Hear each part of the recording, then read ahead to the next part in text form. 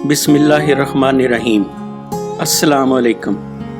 बरतानिया में हमेशा एक कहानी बयान की जाती है कि बरतानिया का हिंदुस्तान पर कब्ज़ा दरअसल बरतानिया का हिंदुस्तान की बेहतरी के लिए एक मेहरबान वाला सलूक था, वरना बरतानिया को हिंदुस्तान पर हुकूमत करने से कोई फ़ायदा हासिल नहीं हुआ, बल्कि हिंदुस्तान की हुकूमत बरतानिया के लिए गैर ज़रूरी जिम्मेदारी और नुकसान का बायस थी।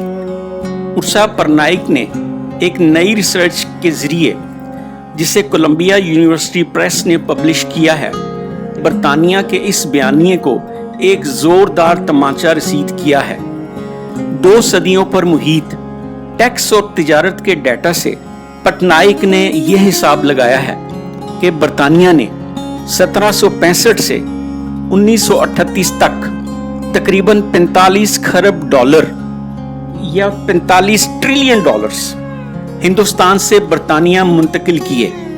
45 खरब डॉलर या 45 ट्रिलियन डॉलर एक हैरान कुन रकम है। यह रकम बरतानिया की आज की टोटल जीडीपी का 17 गुना है। ये सब कैसे हुआ? ये एक तिजारती निज़ाम के तहत हुआ।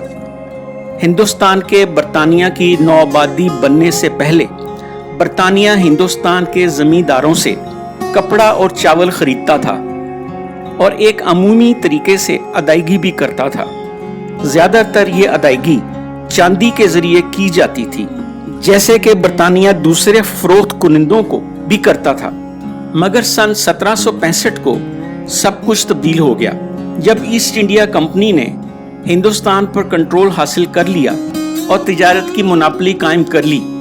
ये तिजारत और माल की अदायगी कैसे की जाती थी, आइए हम आपको बताते हैं। ईस्ट इंडिया कंपनी ने हिंदुस्तानी लोगों से टैक्स इकट्ठा करना शुरू किया और उस टैक्स की रकम के तीसरे हिस्से से अदायगी करके हिंदुस्तान के ताजरों से बरतानिया के लिए माल खरीदना शुरू किया। दूसरे अल्फाज में, हिंदुस्तानी माल की कीमत अपने जेब से अदा करने की बजाय बरतानवी ताजर टैक्स से जमा शुदा रकम से कर देते थे, जो जिमींदारों और कपड़ा बुनने वालों से वसूल किया जाता था। इस तरह बरतानवी ताजर हिंदुस्तानी माल मुफ्त में ले लेते थे। ये एक बहुत बड़ा धोखा और धोखे पर मबनी तिजारती मंसूबा था, लेकिन हिंदुस्तानी लोगों को इस धोखा पर मबनी तिजारती मंसूबे का इल्म ना हो सका, क्योंकि जो एजेंट टैक्स इकट्ठा करते थे वो माल की खरीदारी नहीं करते थे, बल्कि दूसरे एजेंट करते थे। अगर ऐसा होता कि जो एजेंट टैक्स इकट्ठा करते थे अगर वही माल की खरीदारी भी करते, तो जरूर हिंदुस्तानियों को यह पता चल जाता कि दाल में कुछ काला है। ये तिजारत नहीं बल्कि सरीहन चोरी थी, और इस तरह खरीदा गया माल दरअसल चोरी शुदा माल था।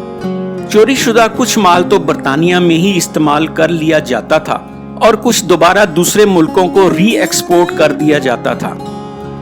ये माल जो दूसरे मुल्कों को एक्सपोर्ट किया जाता था, इस माल के बदले बरतानिया दूसरे मुल्कों से अपनी ज़रूरत का माल इंपोर्ट कर लेता था, जिसमें लोहे का सरिया, तारकोल और लकड़ी शामिल थी। ये वो माल था जो बरतानिया की सनती तरक्की के लिए ज़रूरी था। यकीनन बरतानिया की सनती तरक्की हिंदुस्तान से चोरी शुदा माल की मरहूने मिन्नत थी, और इस पर भी मुस्तजाद ये कि बरतानिया ये चोरी शुदा माल दूसरे मुल्कों को अपनी हिंदुस्तान से कीमतें खरीद से कहीं ज्यादा महंगे दामों फरोख्त करता था। इस तरह 100% से भी ज्यादा कीमत पर फरोख्त करता था, बल्कि इससे भी ज्यादा कीमत पर। जब 1858 में बरतानवी राज के जरिए बरतानिया ने हिंदुस्तान पर मुकम्मल कब्जा कर लिया, तो उसने इस टैक्स और खरीद के निज़ाम को एक नई जिद्दत दी।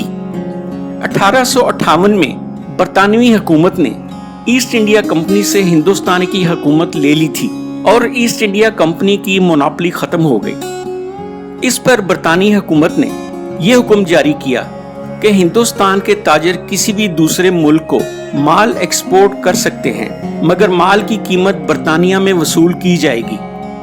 इस नए निज़ाम की तफसील हम आपको बताते हैं। जो कोई मुल्क भी हिंदुस्तान से माल खरीदना चाहता था, उसके लिए जरूरी था कि वह खुसूसी काउंसिल बिल्स को इस्तेमाल करे। ये वो कागजी करेंसी थी जो सिर्फ ताजे बरतानिया से हासिल की जा सकती थी।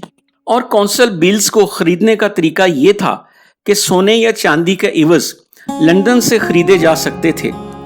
इस तरह हिंदुस्तानी माल के खरीदार लंदन से कौंसल बिल्स सोने या चांदी के इवज खरीदते थे ताकि इन बिल्स के इवज हिंदुस्तानी ताजरों से वो माल खरीद सकें। जब हिंदुस्तानी ताजर इन कौंसल बिल्स को मुकामी नौ आबादियाती दफ्तर से कैश कराते थे तो उनको टैक्स रेवेन्यू से रुपयों में अदायगी की जाती थी। इस तरह उनको माल को फरोख्त करने के एवज हिंदुस्तान के ताजरान को मिलना चाहिए था।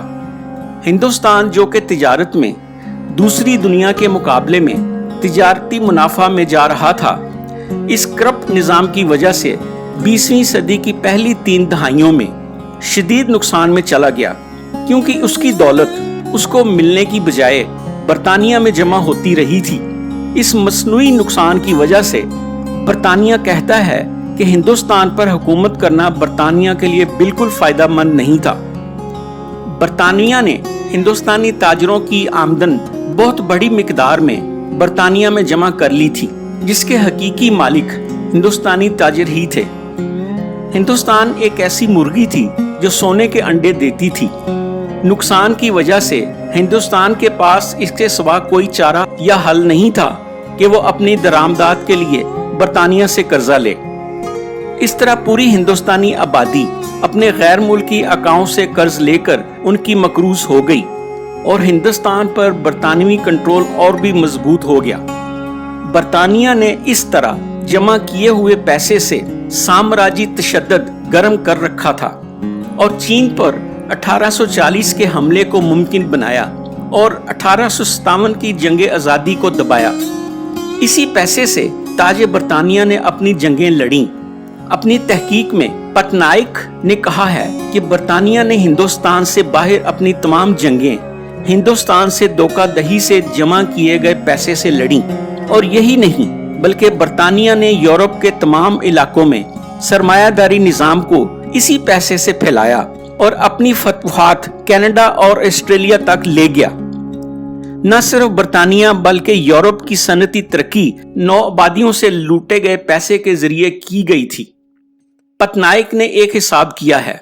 उसने बरतानवी दौर के हिंदुस्तान में यानी 1765 से 1938 तक 4 मुनफरिद अदवार की निशानदही की है और हर दौर में हिंदुस्तान से लूटी गई रकम का हिसाब भी लगाया है। मार्केट में सबसे कम शरह यानी 5% शरह सूद मुरक्कब पर उन अदवार के दरमियान से लेकर आज तक भी हिसाब लगाया है। इन तमाम हिसाबात की रकूम को जमा करने से ये जवाब आया है कि कुल 44.6 ट्रिलियन डॉलर्स या 44.6 खरब डॉलर्स हिंदुस्तान से लूटे गए। पटनायक कहती है कि इसमें वो रकम शामिल नहीं जो बरतानवी साम्राज्य ने अपने दौर में हिंदुस्तान पर कर्ज की सूरत में चढ़ा दी थी। इन भारी रकूम को देखकर इंसान को रोना आ जाता है। हालांकि हकीकी नुकसान जो हिंदुस्तान को हुआ उसका हिसाब लगाना एक मुश्किल बात है। अगर हिंदुस्तान उस टैक्स की रकम जो बरतानवी साम्राज्य ने उसे इकट्ठी की थी और अपनी बरामदात वाली आमदन अपनी तरक्की में इन्वेस्ट करता जैसा कि जापान ने किया था, तो हिंदुस्तान की तकदीर आज कितनी मुख्तलिफ होती, उसका अंदाजा लगाना बहुत मुश्किल है। हिंदुस्तान एक मुआशी ताकत का सरचश्मा बन जाता, सदियों की गुर्बत और अफलास दूर किया जा सकता था। ये नतीजा जो हिसाब के बाद अखज़ किया गया है एक बहुत ही कमजोर आवाज है उस बयानिया के खिलाफ जो बरतानिया में ताकतवर लोग बयान करते हैं। एक कदामत पसंद तारीखदान नाइल फर्गुसन ने दावा किया है कि बरतानवी राज ने हिंदुस्तान की तरक्की में मदद की है, जबकि वज़ीर आज़म डेविड कैमरॉन ने कहा है कि हिंदुस्तान पर बरतानवी हुकूमत हिंदुस्तान की मदद के सिवा और कुछ न था। इस बयानिया में और बाहर से लोगों के ख्याल में बहुत फर्क है। 2014 के येलो गव पोल के मुताबिक बरतानिया के 50% लोग ये यकीन रखते हैं कि बरतानवी साम्राज्य नौ आबादियों के लिए फायदेमंद था और 50% का ख्याल है कि वो फायदेमंद नहीं था। बरतानिया के हिंदुस्तान पर 200 साला कब्जा में हिंदुस्तान की पर कैपिटा इनकम में कोई इजाफा ना हुआ। दर हकीकत 19वीं सदी के आधे आखिरी हिस्से में, जो कि बरतानवी दौर में सबसे खुशहाल समझा जाता है, लोगों की आमदन 50% कम हो गई थी। 1870 से 1920 के दरमियान हिंदुस्तानियों का जिंदा रहने का अरसा या अमूमी जिंदगी का 5वां हिस्सा कम हो गया था। 30 लाख हिंदुस्तानी चर्चिल की खुराक वाली पॉलिसी की वजह से कहत से मर गए थे। बरतानिया ने हिंदुस्तान को तरक्की नहीं दी। पटनायक की तहकीक ने यह साबित कर दिया है कि हिंदुस्तान ने बरतानिया को तरक्की दी थी। ऐसे में बरतानिया को क्या करना चाहिए? माजरत? जी हाँ, या तलाफी? मगर शायद इस वक्त सारे बरतानिया में इतनी रकम मौजूद नहीं जिसका तखमीना पटनायक ने लगाया है।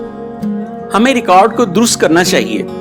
बरतानिया ने हिंदुस्तान पर किसी खैराती अमल के लिए नहीं बल्कि लूटने के लिए कब्जा किया था, और बरतानवी तरक्की किसी स्टीम इंजन या ताकतवर इदारों से नहीं, जैसे कि स्कूल की टेक्स्ट बुक्स बताती हैं, बल्कि दूसरे मुल्कों और दूसरी कौमों को पुरतशद्दद तरीके से लूटने से अमल में आई है।